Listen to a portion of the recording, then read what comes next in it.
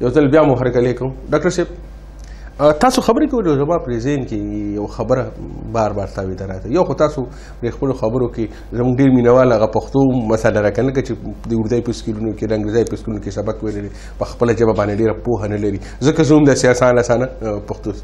تاسو عمراني معاهده یو خو د دې راته لږ وضاحت وکړئ چې عمراني یو که دې سره یو تړلی بل سوال هم کوم چې تاسو ته لږ اسانه شي د تېر وخت کې په پېښور کې ډېره غم لړلې واقعه وشوه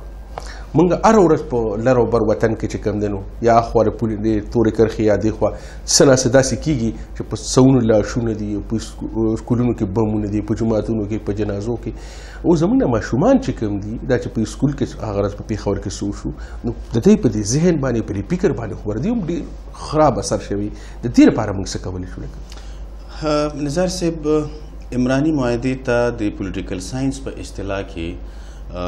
سوشل کنټراکټ وایي دا موجوده قومي ریاستونه چې دي نیشن سټیټس د موجوده چې دي یا موجوده ریاستي نظام چې دی پاکستان دی افغانستان دی او که انډیا ده او که امریکا ده او که برطانیه ده او که فرانس دی او که جرمني ده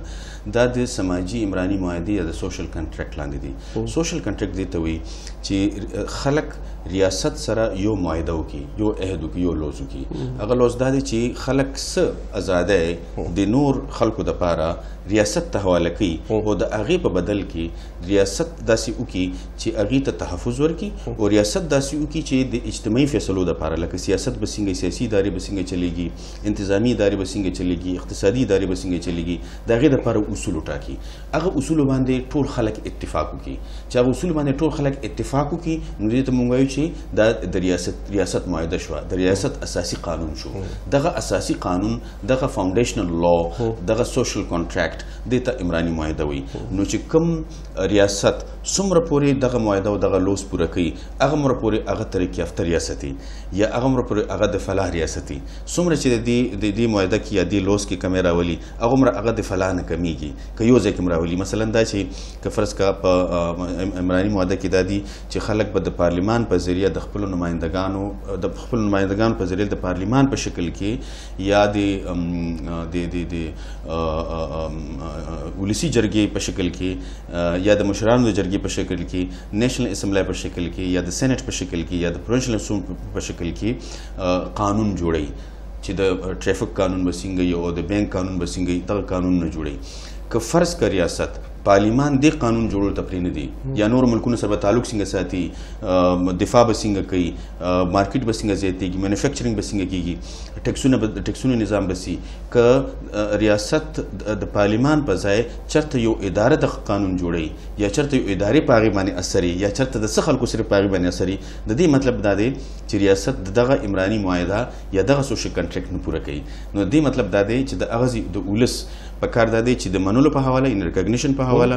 د تقسیم په حواله ان د ډسټریبیوشن په حواله او د تنظیم په حواله بیا د ګوندونه جوړي او پر ریاست فشار وروړي چې هغه ټول حقونه ریاست هغه وګړي ته ورکړي چې د وګړي کوم نو دا داسې خبره ده چې پخوا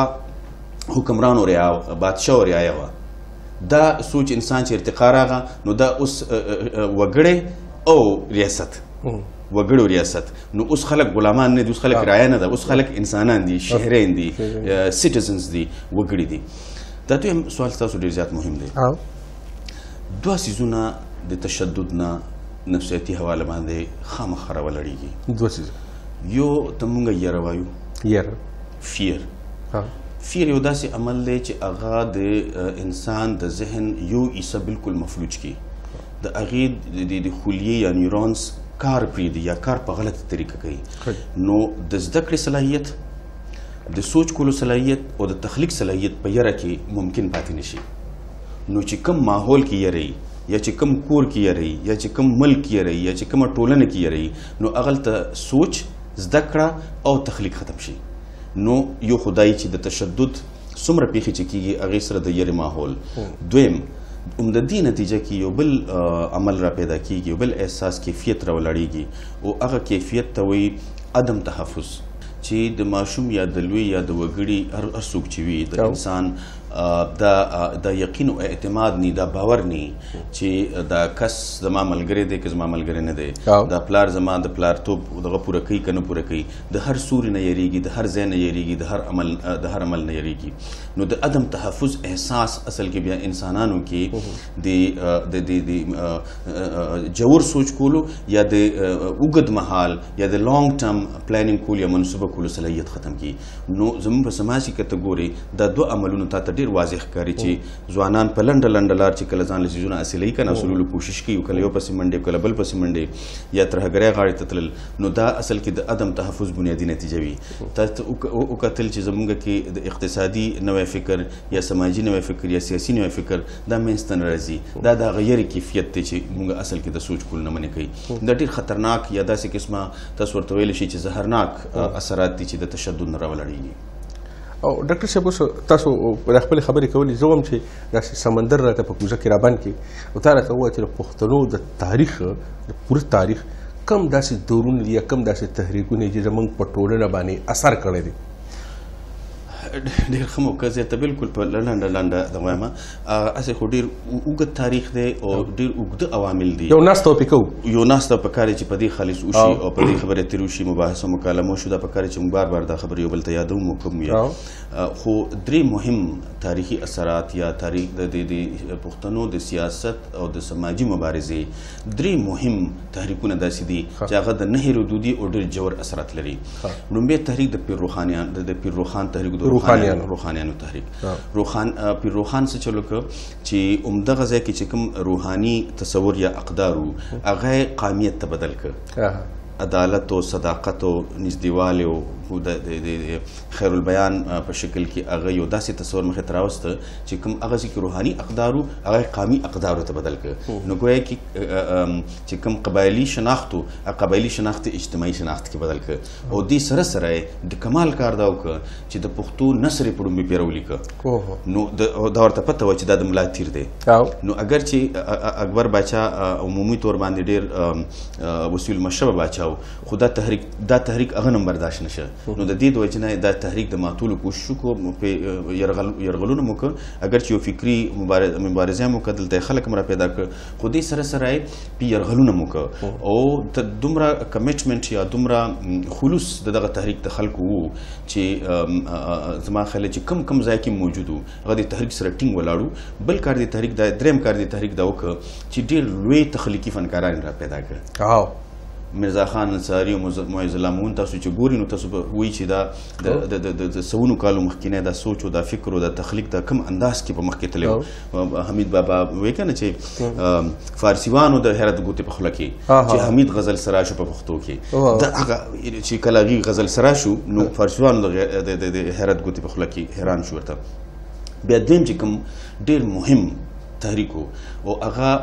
په کلتوري شکل کې مو، هغه په سیاسي شکل کې مو او هغه په سماجي شکل کې مو، او په هغې باندې د هغې سر خلاصو، د هغه تحریک د خلکو سر خلاصو او د هغې سرخیلو خوشحال خان خټک. هغه یو ډېر سیکولر د پښتنو د شناخت د سیاست مخې ته راوړو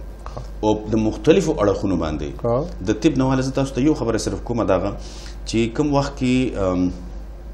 جان لاک چې کوم د سوشل کنټریکټ بنیادي تصور مخې ته راوستی و، د جان لاک کوم وخت کې 19مه صدۍ کې چې دا مقاله لیکله نو دغه خوشحال خان خټک اورنګزیب عالمگیر په جیل کې اچولی و او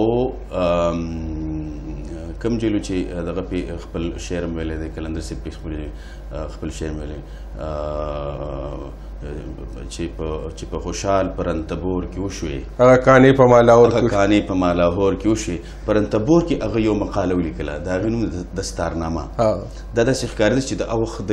پښتنو د سماج سوشل کنټریکټ و چې قیادت به څنګه کېږي او مشري به څنګه کېږي او فیصلې به څنګه کېږي او اجتماعي فیصلې به څنګه په مخ کې بوځو. نو ګویا کې راوړلو. بیا درېیم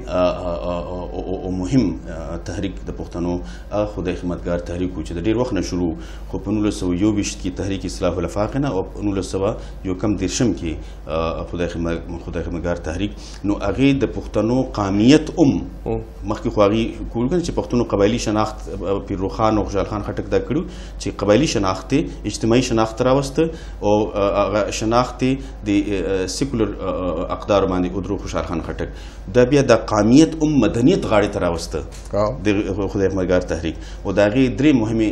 اړخونه چې څنګه انساني احترام یا بشر دوستي په مخ کې لاړه شي څنګه تکثیریت او هرګوندیزي په مخ کې پلورلیست ډیموکراسي هرګوندیزي او تکثیریت څنګه په مخ کې لاړه شي او څنګه پښتانه خپل کلتور سره هم وتړلی شي او موجوده تهذیب سره هم وتړلی شي دا د هغې مهم اړخونه او په دې بنیاد ډېر ژور اثرات کړي د پښتنو په سماج